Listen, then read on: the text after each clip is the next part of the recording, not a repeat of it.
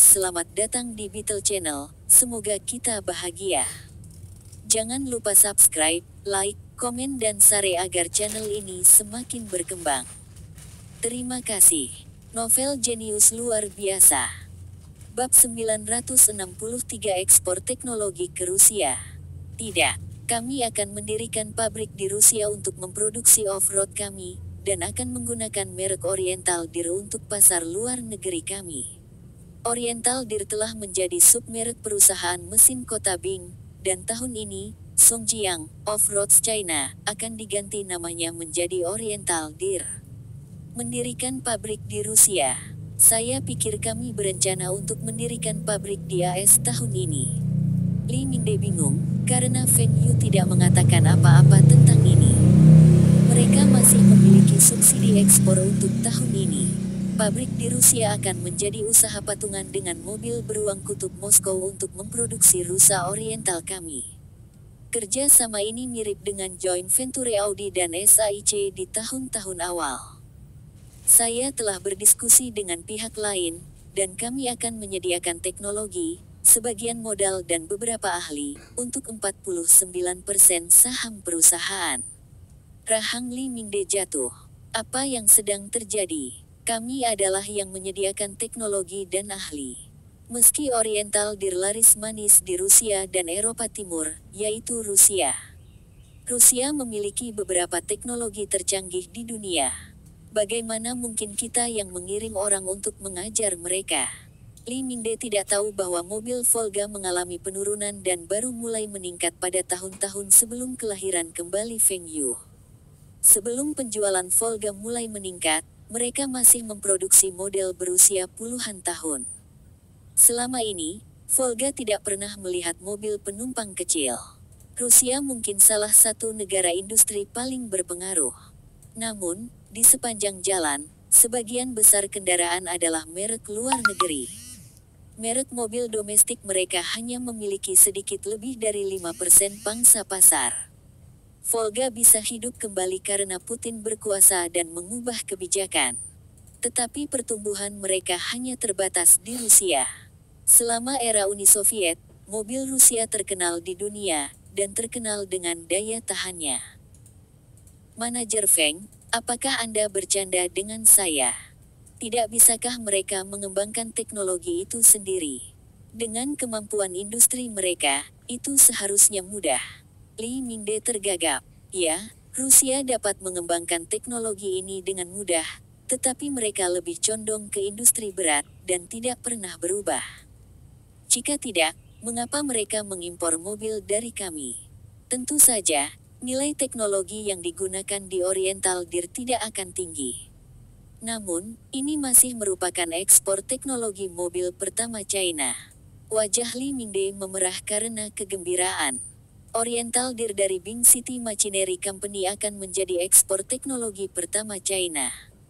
Ini adalah suatu kehormatan.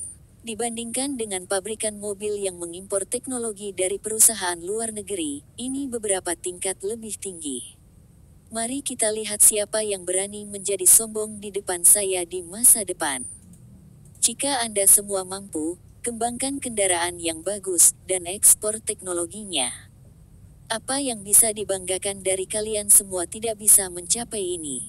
Tidak heran manajer Feng mengatakan dia ingin memproduksi model mobil baru dan menurunkan produksi Oriental Deer. Rencana ini akan berhasil. Li Mingde dan timnya selalu merasa bahwa mengekspor ke Eropa Timur memiliki banyak batasan. Selain pajak, mereka harus bergantung pada bos Rusia itu. Pasar mobil Rusia besar dan memiliki banyak merek. Li Mingde dan anak buahnya khawatir mobil mereka akan tiba-tiba keluar dari pasar, karena pasar mobil Rusia memiliki banyak merek lain. Tapi sekarang berbeda. Bekerja sama dengan orang Rusia itu akan meningkatkan penjualan Oriental Deer. Meskipun keuntungan mereka untuk setiap kendaraan akan diturunkan, total keuntungan akan meningkat secara signifikan. Ini juga akan meningkatkan kesadaran merek Songjiang Motors. Manajer Feng, saya akan melaporkan ini ke pemerintah kota. Tetapi setelah mengatakan ini, Li Mingde memandang Feng Yu dengan malu, karena Feng Yu adalah pemegang saham terbesar perusahaan dan memegang hak untuk membuat semua keputusan. Tidak apa-apa. Pergi dan laporkan ini. Usaha patungan ini akan menguntungkan perusahaan mesin kota Bing dan seharusnya tidak memiliki masalah untuk mendapatkan persetujuan mereka. Jika kota tidak setuju, beritahu mereka bahwa Fu Guangzheng dan saya telah setuju. Hah, apa yang bisa dilakukan Pemkot? Jika mereka menentang proposal ini, Feng Yu akan mengadakan rapat pemegang saham dan melihat siapa yang mengambil keputusan di perusahaan. Tetapi Feng Yu tahu bahwa pemerintah kota tidak akan keberatan dengan ini. Usaha patungan ini adalah poin politik bagi mereka, dan mereka pasti akan mendukungnya. Aku akan memberitahu mereka sekarang. Li Mingde berlari keluar ruangan. Dia pasti sangat bersemangat, karena jarang melihat seseorang seusianya berlari begitu cepat. Wakil Manajer Umum Perusahaan Mesin Kota Bing, Li Dafu, mengadakan pertemuan dengan manajemen puncak untuk membahas ekspor teknologi ke Rusia. Ketika mereka semua mendengar tentang berita dari Li Mingde kemarin, mereka terkejut. Perusahaan mesin kota Bing dapat mengekspor teknologi mereka ke Rusia. Ini adalah sesuatu yang tidak pernah mereka duga. Perwakilan dari pemerintah kota sangat gembira. Kemarin, dia telah menerima instruksi dari atasannya untuk mendukung proposal ini sepenuhnya. Perwakilan dari pemerintah kota harus segera mendapatkan promosi. Semua orang di perusahaan itu senang ketika mereka mendengar berita ini, dan tidak ada yang menentangnya. Meskipun mereka akan kehilangan beberapa keuntungan sementara, tetapi ada lebih banyak manfaat dalam jangka panjang. Yang terpenting, ini adalah sesuatu yang terhormat. Setiap orang. Saya telah memberitahu semua orang tentang masalah ini tadi malam dan meminta Anda semua untuk memikirkannya. Meskipun Tuan Kirilenko telah lama bekerja dengan kami, ini adalah kerja sama besar pertama kami, dan juga yang pertama dalam sejarah Tiongkok. Li Dafu berseru dengan bangga. Sekarang, kami telah datang dengan beberapa proposal kerjasama. Usulan pertama adalah menjual teknologi dengan imbalan saham. Setelah itu, kami tidak akan mengganggu operasi mereka. Usulan kedua adalah untuk memasok teknologi kami terus-menerus. Kami akan mengawasi R&D dan akan berbagi teknologi Rusia Oriental masa depan dengan mereka. Dengan cara ini, kita bisa menghemat uang. Usulan ketiga adalah untuk membagikan semua model mobil kami dengan mereka. Kami bahkan mungkin tidak menghabiskan 1 sen pun dalam usaha itu.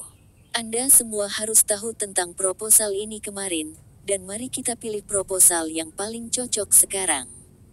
Ketiga proposal ini diusulkan oleh Kirilenko. Feng Yu tidak menyukai proposal ketiga dan lebih memilih proposal pertama dan kedua. Usulan awalnya sama dengan kerja sama antara perusahaan luar negeri dengan produsen mobil lokal. Saya pikir proposal pertama adalah yang terbaik. Proposal kedua mengharuskan kami untuk memasok teknologi kami secara terus-menerus, dan itu akan menurunkan nilai teknologi kami. Adapun proposal ketiga, saya merasa kita tidak perlu bekerja sama dengan mereka untuk semua model kita. Wakil Manajer Umum yang bertanggung jawab atas sepeda motor mengatakan, saya lebih suka proposal ketiga. Kami hanya memiliki beberapa model, dan itu hanya terbatas pada model yang ada. Kami tidak akan rugi jika memberikannya, karena kami akan memperkenalkan model yang lebih baru akhir tahun ini. Kata Kepala Operasi, saya pikir proposal kedua adalah yang terbaik untuk keuntungan kita. Kami selalu dapat memperkenalkan merek baru, seperti Northeast Tiger, Eastern Leopard, Dell. Dan tidak perlu membagikan teknologi tersebut kepada mereka. Wakil Manajer Umum dari SASAC mengatakan, orang-orang mendukung dan menentang setiap proposal, dan tidak ada satu proposal pun yang mendapat lebih dari 50% suara. Li Dafu mengerutkan kening dan tidak tahu proposal mana yang harus digunakan. Bab 964 menonton dari jauh. Li Mingde melanjutkan pertemuannya di forum. Jenis pertemuan ini tidak akan berakhir dalam 1 jam dan akan membutuhkan setidaknya 3 hari. Dalam pertemuan ini, Mereka akan bertukar pandangan dan pendapat tentang industri, dan itu cukup santai. Ini seperti liburan berbayar. Feng Yu juga meminta Li Mingde untuk mengambil cuti selama 2 hari. Beristirahat sesekali itu baik, terutama bagi orang-orang seusia Li Mingde. Dia telah bekerja berjam-jam setiap hari, dan jika dia tiba-tiba jatuh sakit, itu bukan masalah bercanda. Wakil manajer umum di perusahaan mesin kota Bing tidak senang dengan Li Dafu. Mereka merasa dia adalah orang luar, dan saat dia memasuki perusahaan, dia ditunjuk untuk mengawasi operasi mobil. Tetapi tidak ada wakil manajer umum lainnya yang tidak pernah berpikir mengapa Li Mingde setuju untuk membiarkan Li Dafu mengawasi operasi mobil. Perusahaan telah berinvestasi paling banyak dalam teknologi mobil mereka tahun ini. Investasi dalam teknologi mobil jauh lebih tinggi daripada mesin pertanian dan sepeda motor. Feng Yu telah mengawasi wakil manajer umum yang mengawasi ketiga operasi ini. Ketiganya mampu, dan Feng Yu lebih suka Li Dafu pada awalnya. Tapi sekarang, dia merasa siapapun dari mereka bisa mengambil alih posisi general manager dengan syarat dia mendapat dukungan dari yang lain, seperti Li Mingde. Untungnya, Li Mingde baru berusia 60 tahun ini dan dapat bekerja selama 10 tahun lagi. Feng Yu masih punya waktu untuk menemukan penggantinya. Ketika Feng Yu memeriksa emailnya, dia melihat surat yang familiar. Dia tiba-tiba memiliki keinginan untuk mengunjungi salah satu universitas di Shanghai. Dia ingin melihat Zhou Kexin dari jauh. Feng Yu memasuki universitas asing dan menyadari tidak banyak orang di kampus. Feng Yu berjalan di sepanjang koridor dan menanyakan arah ke No. 6 asrama dari beberapa siswa. Tapi murid-murid yang dia dekati memandangnya seolah dia orang mesum. Asrama No. 6 adalah asrama wanita. Feng Yu hanya ingin duduk di luar asrama dan melihat apakah dia bisa bertemu Zhou Kexin. Dia ingin tahu apakah mereka masih memiliki takdir untuk bertemu. Apa jawabanmu untuk pertanyaan ketiga? Saya memilih A. Tidak, seharusnya B. Kedua siswi itu berjalan melewatinya, dan Feng Yu menyadari bahwa sekarang adalah ujian akhir semester. Tidak heran ada begitu sedikit siswa di sekitar. Feng Yu melihat arlojinya, dan ujiannya akan segera berakhir. Tapi dia bertanya-tanya apakah Zhou Kexin akan kembali ke asramanya untuk beristirahat, atau dia akan tetap berada di kelas untuk revisi. Ada sebuah taman kecil di depan asrama perempuan, dan di sampingnya, ada 2 bangku panjang. Feng Yu mengancingkan mantelnya dan duduk di salah satu bangku panjang. Banyak gadis berjalan melewati dan menatap Feng Yu dengan rasa ingin tahu. Dia tidak bercukur hari ini dan terlihat dewasa dengan janggut, dan pakaiannya berbeda dari siswa. Bahkan murid-murid guru tidak berdandan seperti dia. Feng Yu tidak dianggap tampan, tetapi dibandingkan dengan para siswa, dia lebih dewasa. Selanjutnya, dengan kerajaan bisnis yang berkembang, dia menjadi lebih percaya diri, dan kepercayaan dirinya dapat menarik gadis-gadis muda ini dengan mudah. Gadis-gadis, yang berjalan melewati Feng Yu, sedang mendiskusikan siapa dia, dan gadis mana yang dia tunggu. Beberapa gadis bahkan mulai berfantasi jika Feng Yu akan mendekati mereka atau dia sedang menunggu mereka. Feng Yu melihat ke pintu masuk utama asrama, berharap untuk melihat orang yang telah dia tunggu-tunggu. Tapi dia juga bingung jika dia muncul. Apakah dia akan mendekatinya? Apa yang akan Feng Yu katakan? Saya adalah suami Anda di kehidupan saya sebelumnya, atau haruskah saya mengatakan bahwa saya adalah orang paling tampan kedua di dunia? Atau haruskah aku mendekatinya seperti biasanya? Hai, saya Feng Yu. Bisakah saya mengenal Anda? Feng Yu memikirkan skenario yang berbeda dan tidak dapat memutuskan apa yang harus dilakukan. Dalam kehidupan ini, Feng Yu sangat sukses dalam bisnisnya, dan sudah lama sekali dia tidak tahu harus berbuat apa. Perasaan ini berbeda dari saat dia bertarung melawan Soros. Dia bahkan tidak mengedipkan mata ketika dia menghasilkan beberapa juta dalam beberapa menit atau kehilangan jutaan pada saat itu. Feng Yu tidak pernah menjadi orang yang ragu-ragu. Selama ini, ia merasa dirinya adalah orang yang tegas, dan sifat itu terlihat saat ia merundingkan kontrak. Tetapi hubungan berbeda dari bisnis. Selanjutnya, Feng Yu merasa menyesal terhadap Zhou Kexin. Dia telah berpikir untuk memberi Zhou Kexin kehidupan yang lebih baik di masa lalu. Dia masih bisa melakukannya sekarang, tetapi dia tidak bisa memberikan pengabdian 100% padanya. Dari email dan surat yang dikirim oleh Zhou Kexin, Feng Yu dapat mengatakan bahwa perasaannya terhadapnya meningkat, meskipun tidak saling mengirim gambar. Feng Yu berani mengatakan bahwa jika dia memberitahu Zhou Kexin bahwa dia masih lajang dan ingin berkencan dengannya, dia tidak akan menolaknya. Zhou Kexin menyelesaikan ujiannya dan pergi makan siang dengan teman sekelasnya. Setelah itu, mereka berjalan kembali ke asrama bersama. Kexin, kenapa pacarmu tidak pernah mengunjungimu di sekolah? Apakah dia masih di AS? Saya katakan sebelumnya, dan dia bukan pacar saya. Dia hanya sahabat pena, dan mungkin dia sudah punya pacar. Zhou Kexin menjawab dengan malu-malu. Kau pernah bertanya padanya, bagaimana jika dia lajang? Teman sekamar Zhou Kexin bertanya. Bagaimana saya bisa mengajukan pertanyaan seperti itu? Zhou Kexin tersipu. Saya tidak meminta Anda untuk bertanya di depannya, dan Anda semua berkomunikasi melalui email. Anda dapat mengiriminya email untuk menanyakannya.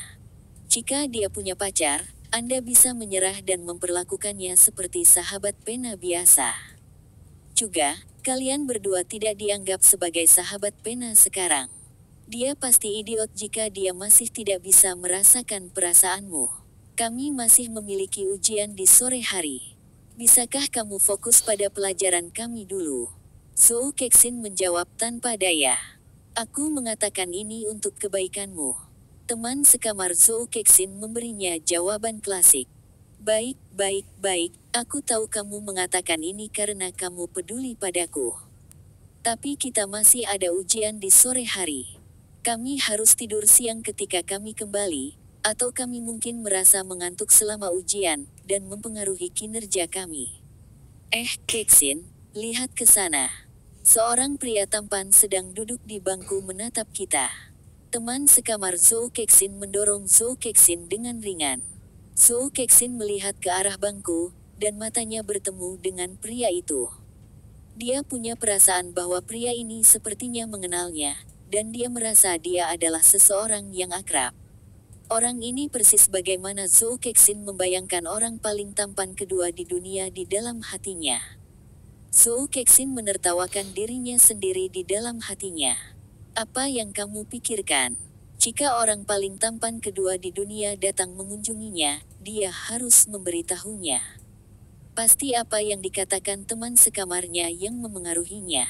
Feng Yu memandang wanita itu, yang telah muncul dalam mimpinya berkali-kali, memasuki asrama, dan menghela nafas. Bab 965 Ragu-ragu. Saat Feng Yu melihat Zhou Kexin, dia merasa jantungnya berdetak kencang. Dia akhirnya bertemu dengannya lagi. Zhou Kexin tidak cukup cantik untuk menghentikan orang di jalurnya. Tapi bagi Feng Yu, Zhou Kexin luar biasa. Feng Yu berpikir untuk berjalan untuk menyambutnya, tetapi dia tidak tahu harus berkata apa. Ini adalah satu-satunya saat dia takut dalam hidup ini. Ketika Zhou Kexin berbalik, dan mata mereka bertemu, Feng Yu dengan cepat membuang muka. Dia takut dia akan berjalan jika dia melihatnya lebih lama lagi. Zhou Kexin tidak berhenti dan melanjutkan perjalanannya dengan teman sekamarnya ke asrama. Dia bahkan tidak berbalik dan melihat Feng Yu untuk kedua kalinya. Feng Yu duduk di sana, menatap punggung Zhou Kexin. Dia berharap Zhou Kexin akan berbalik dan menatapnya lagi. Mungkin jika mata mereka bertemu lagi, Feng Yu akan menemukan keberanian untuk mendekatinya. Bahkan jika dia ditolak, dia tidak keberatan. Feng Yu terus duduk di bangku setelah Zhou Kexin memasuki gedung asrama. Dia tidak tega meninggalkan tempat itu dan ingin menunggu Zhou Kexin keluar dari asrama nanti. Setelah bertemu dengan mata Feng Yu, Zhou Kexin bingung. Dia merasa pria itu mencoba mengatakan sesuatu padanya dengan matanya. Setelah memasuki asrama, Zhou Kexin berbalik dan menatap pria itu lagi. Dia memperhatikan bahwa pria itu masih melihat ke arah pintu masuk utama dan sepertinya menunggu untuk melihatnya. Meskipun pada jarak mereka saat ini, mereka tidak dapat melihat satu sama lain. Apa pria itu sedang menatapku? Kexin, apa yang kamu lihat? Teman sekamar Zhou Kexin melambaikan tangannya di depannya. Kau melihat pria tampan itu? Apakah Anda ingin saya menemani Anda berjalan keluar dan melihat apakah dia akan mendekati Anda? Berhenti bicara omong kosong dan istirahatlah. Kita akan mengikuti ujian matematika tinggi nanti. Teman sekamar Zhou Kexin tetap diam. Ujian matematika yang lebih tinggi adalah siksaan baginya. Kembali ke kamar mereka, Zhou Kexin berbaring di tempat tidurnya, tetapi dia tidak bisa tidur. Apakah dia gugup tentang ujian di sore hari? Tidak. Dia sedang memikirkan mata pria itu. Kexin, kamu mau kemana? Saya akan ke kamar mandi. Di koridor, Zhou Kexin dapat melihat taman dari jendela. Pria itu masih duduk di sana. Apakah dia tidak kedinginan? Siapa yang dia tunggu? Apakah dia lewat dan duduk di sana untuk beristirahat? Pakaiannya bukan mahasiswa dan lebih terlihat seperti pengusaha sukses. Zhou Kexin menggelengkan kepalanya untuk memaksa dirinya berhenti memikirkannya dan kembali ke kamarnya. Zhou Kexin memiliki kebiasaan tidur siang. Dia punya ujian kemarin dan masih bisa istirahat sejenak sebelum itu. Tapi hari ini, tidak peduli seberapa keras dia mencoba, dia tidak bisa tertidur. Ketika alarm di kamar berbunyi, Zhou Kexin duduk di tempat tidurnya. Kexin, kamu belum tidur? Salah satu teman sekamar Zhou Kexin bertanya. Mereka tahu Zhou Kexin belum tidur dari matanya. Tapi mereka semua tahu kebiasaan Zhou Kexin. Apakah dia belajar daripada tidur siang? Tidak seharusnya. Hasil Zhou Kexin untuk matematika tinggi selama ini bagus, dan produknya cukup bagus untuk mendapatkan beasiswa. Saya minum terlalu banyak air sebelumnya dan pergi ke toilet 2 kali. Makanya aku tidak tidur. Zhou Kexin membuat alasan. Ayo pergi dan cuci muka kita. Kexin, kamu juga harus mencuci muka. Jika tidak, Anda mungkin merasa mengantuk selama ujian. Oh, Anda juga bisa mendapatkan sekaleng kili. Minuman itu bisa memberi Anda energi dan menghilangkan rasa lelah. Saya tahu. Ketika Zhou Kexin dan teman sekamarnya turun dan berjalan melewati taman, pria itu tidak lagi berada di bangku itu. Zhou Kexin tiba-tiba merasa kecewa. Tapi dia menertawakan dirinya sendiri di dalam hatinya. Siapa yang akan tetap berada di luar di tengah musim dingin selama 2 jam? Mungkin pria itu sudah lama pergi dan baru saja duduk di sana selama beberapa menit. Kexin, apa yang kamu lihat? Apa kau masih memikirkan pria tampan itu? Pria tampan apa? Di mana? Ketika Kexin dan saya kembali dari makan siang, seorang pria tampan sedang duduk di bangku panjang itu, dan dia menatap Kexin. Saya dapat mengatakan bahwa dia ingin mengenal Kexin kami. Wow, mengapa saya mengirimkan makalah saya lebih awal? Jika aku menunggu kalian semua, aku akan melihatnya sekilas. Beberapa gadis mengobrol dan menggoda satu sama lain. Zhou Kexin tertawa dan memukul ringan teman-temannya. Tetapi ketika gadis-gadis itu berbelok ke sudut, mereka melihat seorang pria berdiri di pinggir jalan, memandang Zhou Kexin. Mata mereka bertemu lagi. Itu pria tampan. Dia melihat Kexin kita. Mari kita berjalan melewatinya dan melihat apakah dia berani mendekati Kexin. Seseorang dalam kelompok itu menyarankan. Hentikan. Kita harus sampai ke tempat ujian tepat waktu. Apakah kalian semua ingin gagal? Kata pemimpin asrama. Kexin, jika kamu melewatkan kesempatan ini, kamu mungkin tidak akan mendapatkannya lagi. Seseorang bercanda. Tetapi mereka tiba-tiba menyadari bahwa Zhou Kexin tidak membalas mereka, dan menatap pria itu dengan linglung. Apakah Kexin benar-benar menyukai pria itu? Feng Yu memandang Zhou Kexin untuk terakhir kalinya dan berjalan pergi. Feng Yu tahu bahwa dia tidak bisa memberi Zhou Kexin kebahagiaan yang dia inginkan, tetapi dia bisa menemukan cara untuk menyembuhkan penyakitnya.